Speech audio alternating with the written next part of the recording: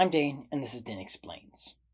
Something I've wondered about for a long time is why God chose for Jesus to descend from King David, Israel's second king, rather than their first king, Saul. Well, it's not a coincidence. Jesus descending from Israel's second king, and not their first king, was part of God's plan. Let me explain why.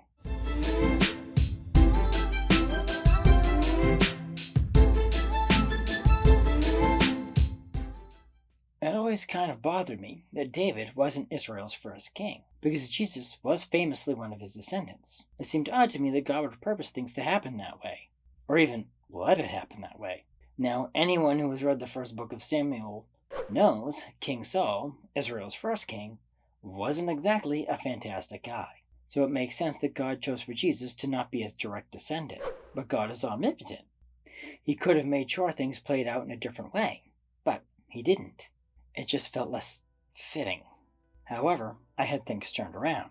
I once heard someone, I don't remember exactly who, maybe it was Scott Hahn, say, there are no wasted words in the Bible. Not only are there no wasted words, as you might imagine, God is better than anyone at compacting information into small spaces. Every verse of the Bible is like an onion.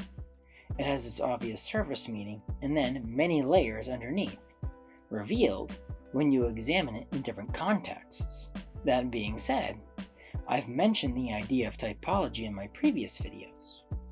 What typology is the idea that there are types and archetypes in the Bible.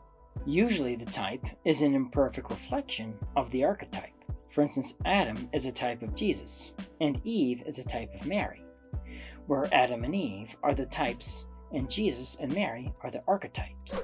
Jesus and Mary are often called the new Adam and Eve, because they restore the eternal life Adam and Eve lost. Types are often used as prophecy as well, predicting events, and also act as confirmation of the truth when the archetype later appears.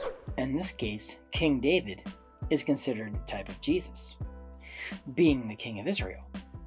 It's more than that though. King Saul is not a type of Jesus. He's a type of the people of Israel. His story reflects theirs, like the people of Israel being given the covenant with God. Saul receives his kingship. He becomes jealous of David, who is the type of Christ, because of the favor he received by the people, like the Old Covenant leaders in Israel, who became jealous of Jesus for similar reasons. Saul seeks to have David killed, like the leaders of the Old Covenant seek to have Jesus killed.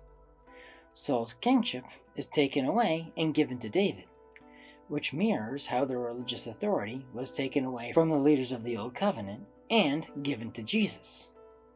Interestingly, Samuel in this story is a type of John the Baptist, who warned Saul repeatedly of what will happen if he doesn't follow God. Like Israel and the Old Covenant, whose rejection of Jesus led to their own demise when they were scattered by the Romans, the same happens between King Saul and King David. So the reason Jesus descended from the second king, and not the first, is because the second king, and what happened between him and the first king, is a reflection of what was going to happen between Jesus and the nation of Israel. It's a signpost for all of us who came after, that Jesus is the Christ.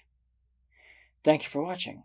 If you like this video, and other topics ranging from theology to science, please press the like button, subscribe to my channel, and ding the bell to get notified when I post new videos. Also, please support me on Patreon to get extra content and special perks. Link in the description. The more people support me, the more time I can dedicate to making videos like this one. So, until next time, have a great week.